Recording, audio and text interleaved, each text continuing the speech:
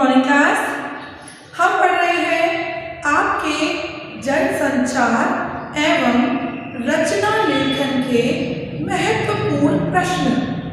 उन प्रश्नों की श्रृंखला में आज हम पढ़ रहे हैं संपादन के बारे में। इससे पिछले वाले वीडियो में हमने विशेष लेखन के बारे में जाना। इन सभी महत्वपूर्ण प्रश्नों को आप अपनी कॉपी में नोट डाउन कर लें और इनको अपने पुराने नोट्स में ऐड कर लें ताकि जनसंचार से संबंधित कोई भी चीज आपकी छूटे नहीं। संपादन का क्या तात्पर्य है? संपादन का तात्पर्य है किसी लिखित सामग्री को त्रुटि विहीन करके उसे पढ़ने योग्य बनाना। हमने देखा था संपादकीय। पहले हमने संपादकीय के बारे में जाना था। संपादकीय पूरे समाचार पत्र की आवाज होता है और समाचार पत्र का जो संपादक एडिटर होता है वो किसी भी समाचार को उसकी भाषा, व्याकरण, त्रुटि, शब्द आदि की गलतियों को निकालकर उसे पढ़ने योग्य बनाता है। संपादन का काम कौन कौन करते हैं? संपादन का काम संपादक, सहायक संपादक, समाचार संपादक, मुख्य उप संपादक तथा उप संपादक करते हैं। संपादकीय के साथ संपादक लेखन का नाम क्यों नहीं दिया जाता? ये प्रश्न आपके 2 बार आ चुका है। संपादकीय लिखने का काम कोई एक व्यक्ति नहीं करता। यदि एक संपादक संपादकीय लिखता भी है तो उसमें उसकी निजी राय नहीं होती।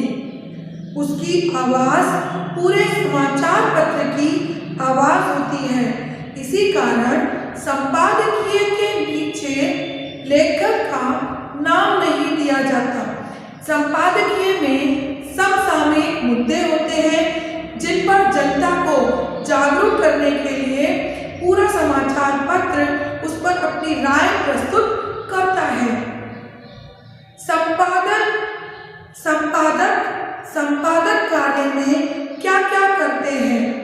संपादक संवाददाताओं तथा रिपोर्टरों से प्राप्त लिखित सामग्री को अशुद्धियों को शुद्ध करते हैं, उन्हें प्रस्तुति योग्य बनाते हैं, सारी रिपोर्ट में से महत्वपूर्ण बात शीर्षक के रूप में लाते हैं, आगे के रूप में प्रस्तुत करते हैं, महत्वहीन बातों को त्याग देते हैं तथा गौण सूचनाओं को बाद में छापते हैं। समाचार पत्र की नीति, आचार संहिता और जन कल्याण का ध्यान भी रखते हैं। संपादकीय लेखन क्या होता है? किसी समाचार पत्र की रीति नीति के अनुसार किसी सामयिक यानी समसामयिक मुद्दे पर, घटना पर टिप्पणी करते हुए लेख लिखना संपादकीय लेखन कहलाता है। यह लेख प्रतिदिन छपता है। इसे मुख्य संपादक या अन्य कोई एक निश्चित संपादक लिखे। इसका लेखन संपादक मंडल में से कोई एक सदस्य करता है। यह निजी राय रखने की बजाय अपने समाचार पत्र की आवाज को महत्व देते हैं। यह लेख समाचार पत्र का मत विचार माना जाता है। किसी एक व्यक्ति का निजी मत न होने के कारण संपादकीय के नीचे किसी लेखक का नाम नहीं दिया जाता। संपादन के सिद्धांत कौन कौन से हैं? देखो, संपादन में किन किन चीजों का ध्यान रखना पड़ता है? तथ्यों की शुद्धता, तथ्य बिल्कुल फैक्ट होने चाहिए, शुद्ध होने चाहिए, प्रामाणिक होने चाहिए, वस्तुपरकता होनी चाहिए, निष्पक्षता, न किसी के पक्ष में न किसी के विपक्ष में, हमें निष्पक्ष रूप से उसमें राय देनी होती है। संतुलन होना चाहिए, स्रोत की प्रामाणिकता और विविधता होनी चाहिए। प्रामाणिक हो और विविध हो, बारे में बात की जा रही है, जैसे भारत में अन्य कोई मुद्दा रह ही नहीं गया है। संपादन में तथ्यों की शुद्धता, हमने पहले जाना संपादन के सिद्धांत कौन कौन से हैं। अब इनका अलग से भी प्रश्न पूछ लिया जाता है कि संपादन में वस्तु की परखता या तथ्यों की शुद्धता का क्या महत्व है। तथ्यों की शुद्धता का क्या महत्व है। संपादन करते समय संपादक मंडल का यह कर्तव्य होता है कि वह केवल शुद्ध प्रमाणित तथ्यों को ही छापे, न तो तथ्यों को तोड़ा मरोड़ा जाए, न उसमें किसी प्रकार की मिलावट की जाए।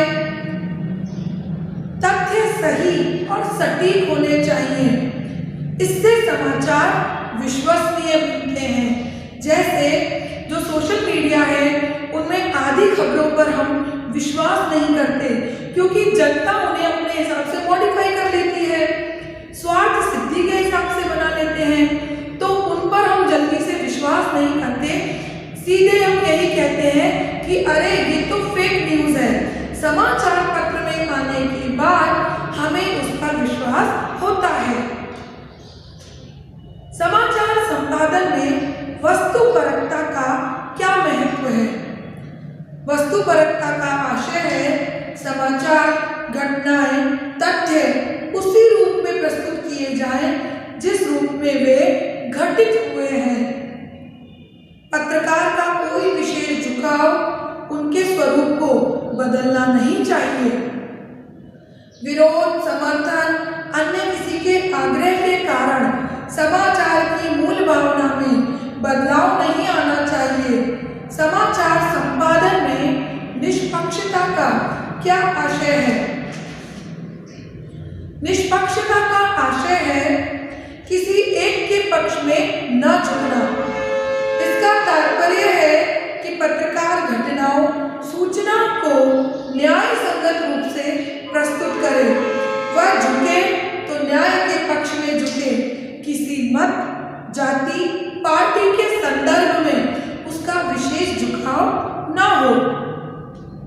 समाचार संपादन में संतुलन से क्या तात्पर्य है। जिन समाचारों और घटनाओं में अनेक पक्ष भागीदार होते हैं, वही संतुलन करना बहुत अधिक महत्वपूर्ण होता है।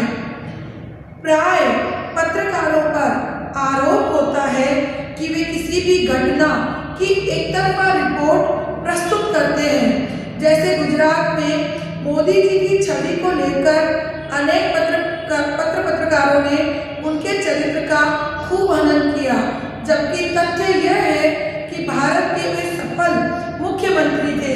जब वे गुजरात के मुख्यमंत्री थे तो किसी प्रभावशाली व्यक्ति के ऊपर किसी प्रकार की कोई टीका टिप्पणी भी नहीं हो, मतलब ना तो उसके बहुत ज्यादा पक्ष में हो, ना बहुत ही ज्यादा उसकी छवि गिराने के पक्ष में हो। यानी इसमें संतुलन स्थापित करना जरूरी है, क्योंकि समाचार पत्र जनता को एक आईना दिखाता है। स्रोत की प्रामाणिकता और विविधता से क्या तात्पर्य है।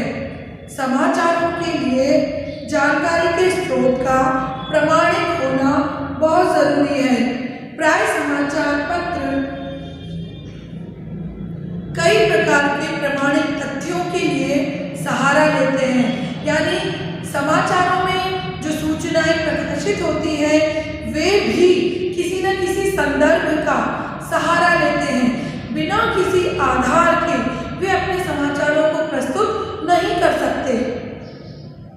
ये स्रोत प्रामाणिक माने जाते हैं, परंतु इनके अतिरिक्त अन्य स्रोत भी होते हैं। प्रत्येक समाचार पत्र के संवाददाता होते हैं, समाचार एजेंसियां होती हैं। ये स्वयं जाकर घटना की जानकारी लेते हैं, उन पर विश्लेषण करते हैं,